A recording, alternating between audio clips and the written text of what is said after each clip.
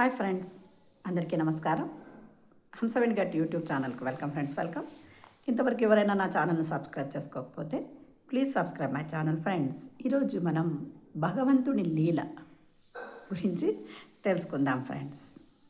ఒకసారి రైతు ఏమంటున్నాడంటే, ఏమయ్యా దేవుడా, నీకేమన్నా న్యాయంగా ఉందా?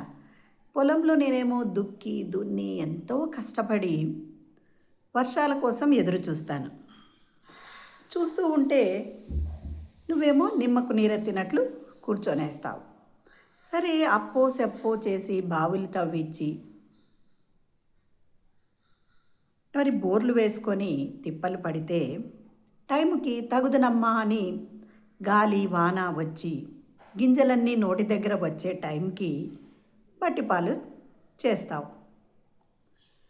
ఇలా గాలి వాన నీ చెప్పు చేతుల్లో ఉంచుకొని, అంటే నీవు చెప్పినట్లే అవి పనిచేస్తాయి కదా, అంటే గాలి రావాలన్నప్పుడు మమ్మల్ని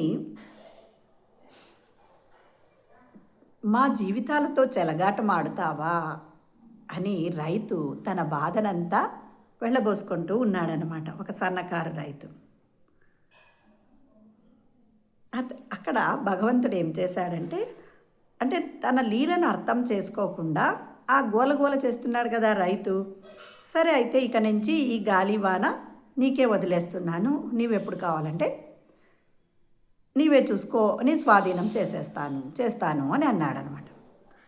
సమయానికి తగినట్లు ఏం చేశాడు, ఆదేశాలు ఇస్తూ మరి చక్కగా దుక్కి దున్ని విత్తనాలు వేశాడు. మరి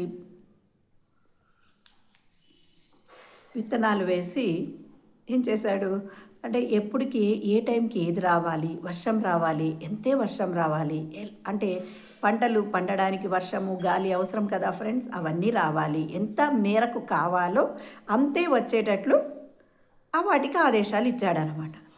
చక్కగా పైరంతా పండింది. పైరు బాగా పెద్ద పెద్ద చెట్లు, చాలా చూడ్డానికి కంకులు చాలా అందంగా ఉందన్నమాట ఆ పొలం చూడ్డానికి.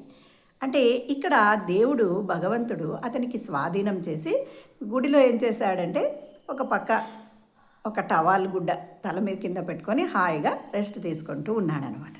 ఇక్కడ ఈ రైతు పండించాడు కదా, సరే ఇంకా వాటిని ఈ మార్కెట్కి తీసుకొని పోవాలి కదా అమ్మడానికని చూస్తే ఆ కంకులను ఓపెన్ చేస్తే గింజ అనేదే లేదనమాట దాంట్లో.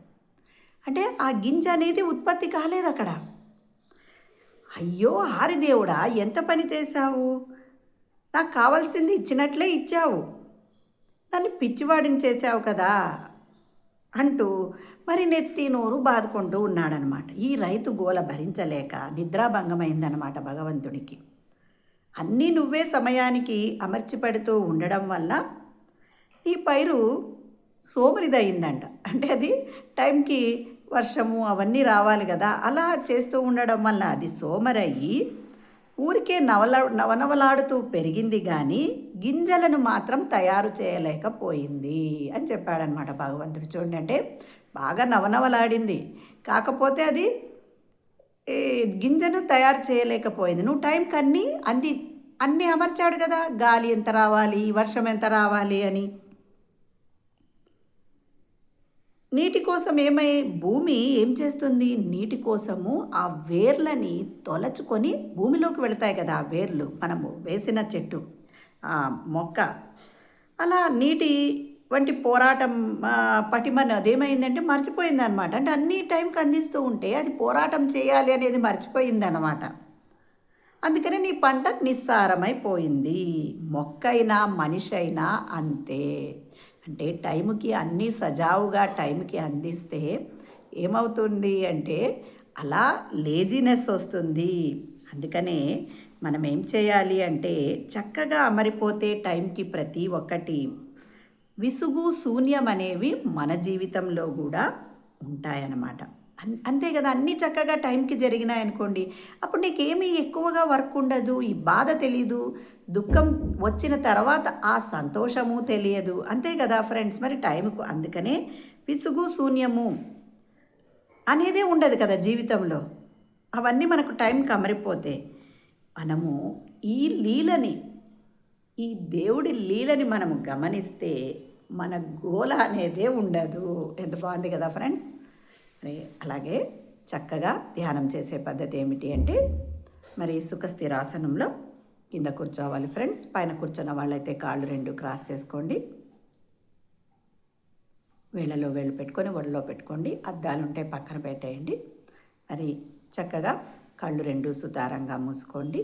మన సహజమైన శ్వాసను గమనిద్దాం ఫ్రెండ్స్. ఇదే ధ్యానం అంటే. చక్కగా ధ్యానం చేయండి.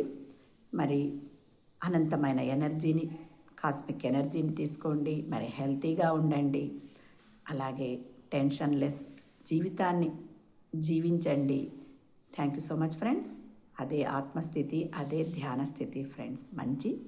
మనం ఎప్పుడైతే ఆలోచనారహిత స్థితి ఏర్పడుతుందో చక్కగా మనకు మానసిక ప్రశాంతత ఏర్పడుతుంది. అదే ధ్యాన స్థితి. Thank you friends.